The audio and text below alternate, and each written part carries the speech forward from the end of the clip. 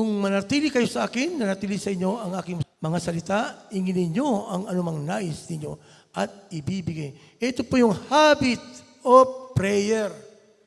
When you pray, pag ikaw nanalangin, may pagpapakumbaba sa pamagitan ng panalangin at nanatili ka sa kanyang mga salita, ang lahat ng hinihiling mo, sabi niya, anumang nais mo, ibibigay niya sa inyo. Yes, but sometimes, ang sagot ng Diyos, ang tugon ng Diyos, yes.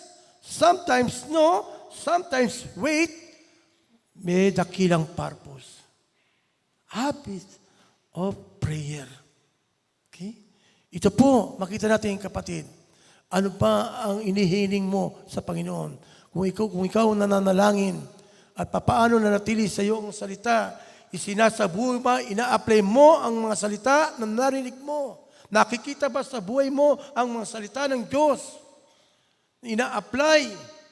Nagiging maingat ka sa iyong panalita, nagiging maingat ka sa iyong pagkilos, nagiging maingat ka sa iyong pag-iisip. Mga salita na nagpapalakas ng loob. Yung salita mo sa Psalms 119:105, ang salita mo ay ilawan sa aking mga paa at liwanag sa aking landas. Salita na hindi ka maliligaw. John 15:3. Nalinis na kayo sa pamagitan ng salitang sinabi ko sa inyo. Mula nung narinig mo ang salita, naunawaan mo ang salita, nalinis ka sa pamagitan ng salita. Pinago ka sa pamagitan ng salita ng Diyos. Sa pamagitan ng biyaya ng ating Panginoon Jesucristo. Noong unang panahon, una na hindi ka pa naniniwala, ano ang naging kalagayan mo noon? Pa-placing ka, no?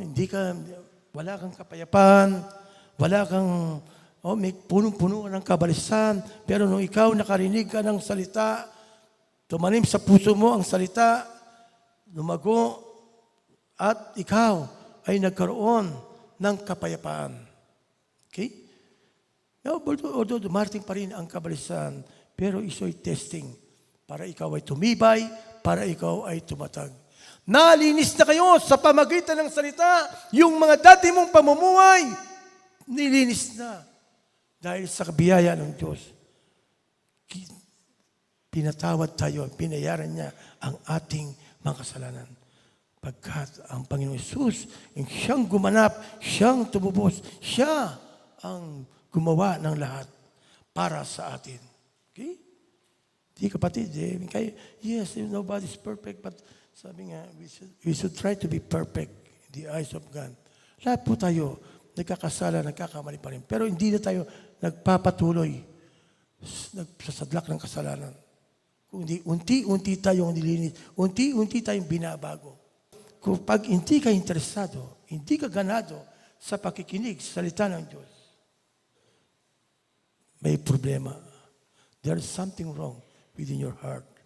May problema. Hindi ka tunay na sanga kapag hindi ka interesado. Hindi ka tunay na sanga. Hindi ka nakadugtong. Hindi ka nanatili sa iyo ang salita.